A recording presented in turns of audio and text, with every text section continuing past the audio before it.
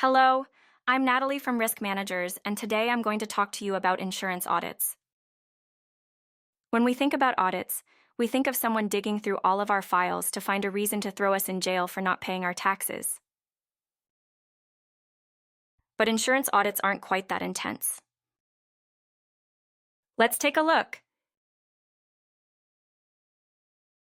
Because a small business has less risk than a larger business, the insurance is priced differently.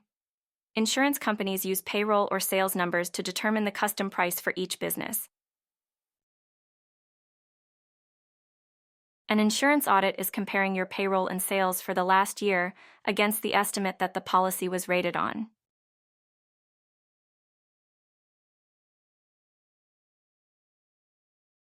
At the beginning of a policy term, we use an estimated exposure, which can be the payroll or sales.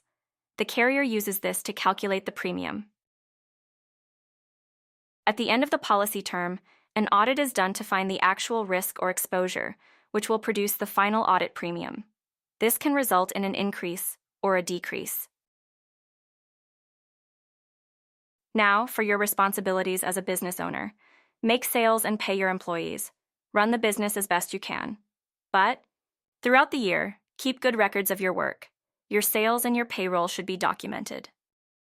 Then, at the end of the policy term, collect the documentation to provide the final sales and payroll amounts for the audits. If you have an accountant that you work with, they will be the best person to help you gather the information and documentation to complete your audits. Now let's talk about some of the benefits and drawbacks of doing or not doing the audit. First, know that insurance companies really want you to do the audit, so much that they are willing to charge you up to double your premium to convince you that they are serious. Some companies will let it go if you're willing to pay the non-compliance fee, but other companies will cancel your insurance for non-compliant audits. They don't want to do business with you if you won't do your audits. But if you do your audits, an insurance company is able to evaluate your risk accurately. When you are more successful than we estimated, your audit will come back with an additional premium. But if your actual exposures are lower than the estimates, you may be receiving a refund. Overall, it is in your best interest to complete your audits. Now, as a quick recap of the what and why of audits.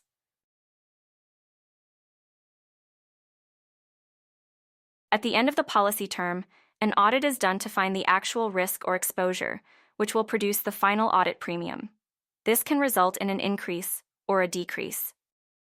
As for the when and how, these audits are done at the end of a policy term, which means it may be from July of last year to July of this year. Or, if you closed your business and cancel the policy early, it could be for even just a few months. There are a number of ways to get an audit completed. Some carriers have preferences on how they like to have the audits done, but most just want them completed as soon as possible. Now for the how, or what is needed to complete an audit.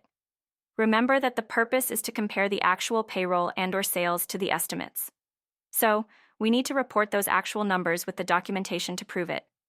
It's best to keep good records all year long so that it's easy to find and provide these for the audit every year. Documents such as the 941 tax forms that report your payroll, statements of profit and loss, and certificates from the subcontractors that you've hired are ones that you'll want to collect for the audit. I am Natalie with Risk Managers. Thank you for learning with me about insurance audits. Goodbye, and be safe.